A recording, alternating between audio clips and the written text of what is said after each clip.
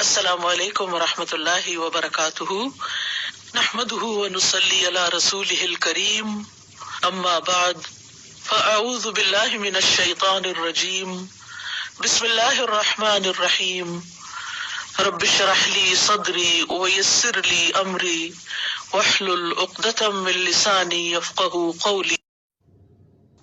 سورۃ الرحمن، یہ سورت اپنے مزاج اور مطلب کے اعتبار سے سورتوں کے اس گروپ سے تعلق رکھتی ہے جو مکی زندگی کے اس دور میں نازل ہوئیں جب آپ صلی اللہ علیہ وسلم کی تکذیب اور مخالفت جوش پر تھی، اور وہ آپ سے بار بار اس بات کا مطالبہ کر رہے تھے، یعنی آپ کے دشمن، کہ انہیں کوئی نشانی دکھائی جائے، کوئی معجزہ دکھایا جائے، اور اگر ان کے مطالبے پر معجزہ یا عذاب نہیں آتا تو پھر وہ محمد صلی اللہ علیہ وسلم کی دعوت کو نہیں مانیں گے، اور اگر دنیا میں عذاب نہیں آتا تو اس کا مطلب یہ ہے کہ آخرت میں بھی نہیں آنے والا۔ اس کانٹیکسٹ میں یہ سورت نازل ہوئی۔ اس سورت میں ایک آیت فَبِأَيِّ آلَاءِ رَبِّكُمَا تُكَذِّبَانِ کی بار بار تکرار ہوئی، تو یوں لگتا ہے کہ جیسے مخالفین اپنی ضد میں مبتلا تھے، تو اللہ سبحانہ وتعالیٰ کی طرف سے بھی جو کلام آیا اس میں ان کے جواب میں مختلف آیات کو بار بار دہرا کر ان کی ضد کو ختم کیا گیا۔ کسی بھی بات کو بار بار کرنے کا مطلب کیا ہے کہ مخاطب کو وہ حقیقت اچھی طرح سمجھا دی جائے، اس چیز کی طرف توجہ دلائی جائے جس کی طرف وہ توجہ نہ دینا چاہتا ہو۔ قرآن پاک کا یہی انداز دراصل ایک مؤثر انداز ہے کہ وہ مخاطب کے مزاج کو سامنے رکھ کر بات کرتا ہے۔ مخاطب اگر ضد میں مبتلا ہے تو اس کی سوچ کی اصلاح کے لیے ایسا انداز اور اسلوب اختیار کیا گیا ہے کہ وہ سوچنے پر مجبور ہو جائے۔ پچھلی صورت میں بار بار وَلَقَدْ يَسَّرْنَا الْقُرْآنَ لِلذِّكْرِ کی بات ہوئی، اور یہاں کلام کے آغاز میں ہی فرمایا بسم اللہ الرحمن الرحیم، الرحمن علم القرآن، رحمان اس نے قرآن کی تعلیم دی۔ اس صورت میں اللہ سبحانہ وتعالیٰ کی بہت سی نعمتوں کا ذکر کیا گیا ہے، اور پھر ان نعمتوں کا احساس بھی دلایا گیا سوالیہ انداز میں، فَبِأَيِّ آلَاءِ رَبِّكُمَا تُكَذِّبَانِ کہہ کر کہ تم اپنے رب کی کن کن نعمتوں کو جھٹلاؤ گے۔ حقیقت یہ ہے کہ انسان کو جتنی بھی نعمتیں ملی ہیں ان سب میں بہترین نعمت، اعلیٰ ترین نعمت، اور وہ نعمت جس کا سب سے پہلے ذکر کیا گیا وہ ہے قرآن کی نعمت۔ ساری دنیا کی نعمتیں ایک طرف اور قرآن کی نعمت ایک طرف۔ هو خیر مما یجمعون، وہ بہتر ہے ہر اس چیز سے جسے لوگ جمع کر رہے ہیں۔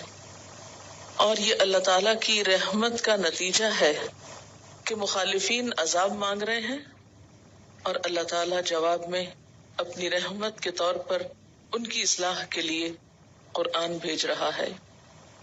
الرحمن، بے حد مہربان، بہت مہربان، علم القرآن، اس نے تعلیم دی ہے قرآن کی، اس نے سکھایا ہے قرآن۔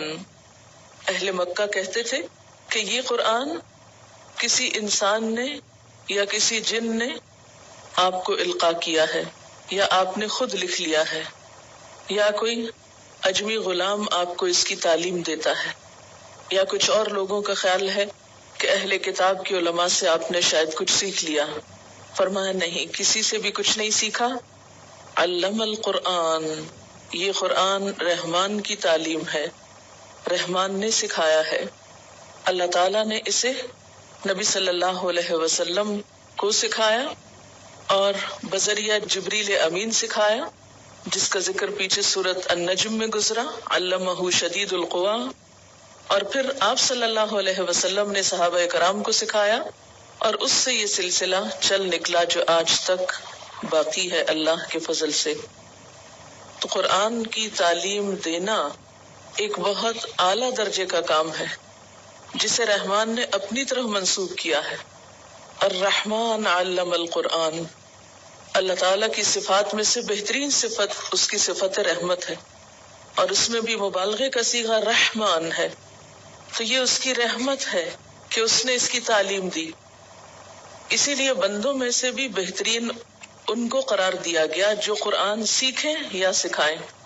گویا جو شخص یہ چاہتا ہو کہ اس پر اللہ کی رحمت نچھاور کی جائے، اللہ تعالی کی رحمتوں کو پائے، اس کے لیے پھر اس کے سوا کوئی راستہ نہیں کہ اس قرآن کو سیکھے اور سکھائے یا اس کو لوگوں تک پہنچانے کے لیے کوشش کرے. اور یہ حقیقت ہے کہ جو شخص بھی اپنی زندگی، اپنے وقت، اپنے مال، اپنی صلاحیتوں کا کچھ حصہ بھی اس کی تعلیم کو عام کرنے میں استعمال کرے گا، اللہ تعالیٰ اس کی ان تمام چیزوں میں برکت پیدا فرمائے گا اور اپنی خاص رحمت سے نوازے گا. اور علامہ کا لفظ باب تفعیل سے ہے، جس کے معنی میں آہستہ آہستہ بتدریج ایک چیز دینا ہوتا ہے. یعنی قرآن پاک یک بارگی نہیں اتار دیا گیا بلکہ تھوڑا تھوڑا کر کے اتارا گیا. اور ویسے بھی قاعدے کے مطابق باب تفعیل جو ہے یہ متعدی ہوتا ہے، جس کا معنی یہ ہے کہ اس کے پھر دو مفعول ہوں گے. پہلا وہ علم جس کو سکھایا جائے، یعنی پہلا مفعول، اور دوسرا وہ شخص جس کو سکھایا جائے. تو یہاں پر علم القرآن میں پہلا مفعول تو قرآن ہے، یعنی قرآن کی تعلیم دی، اور دوسرا کیا ہوگا کہ وہ شخص جس کو دی گئی، یعنی رسول اللہ صلی اللہ علیہ وسلم، اور پھر آپ کے ذریعے سب تک یہ ہدایت پہنچائی گئی. تو الرحمن علم القرآن، رحمان نے تو ایک خاص طریقے پر قرآن کی تعلیم دی، آہستہ آہستہ سکھایا. لیکن ہم کیا چاہتے ہیں کہ ایک دم بس پورا کر دیا جائے، چاہے سمجھ میں آئے یا نہ آئے، دل میں اترے یا نہ اترے، عمل کا حصہ بنے یا نہ بنے.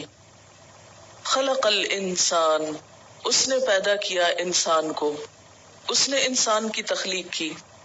یعنی انسان بندر وغیرہ سے ترقی کر کے، یعنی جانور سے ترقی یا ارتقاء کر کے انسان نہیں بنا، بلکہ انسان جانوروں سے بالکل ایک الگ مخلوق ہے، مستقل مخلوق ہے. خلق الانسان، اس نے انسان کی تخلیق کی، یعنی انسان بطور انسان ہی پیدا کیا گیا، پہلے وہ جانور کے طور پہ نہیں پیدا کیا گیا. اور یہاں انسان کا لفظ بطور جنس استعمال ہوا ہے، یعنی سب انسان مراد ہے. یہاں پر اللہ تعالیٰ کی تخلیق کی صفت کا ذکر کیوں کیا جا رہا ہے؟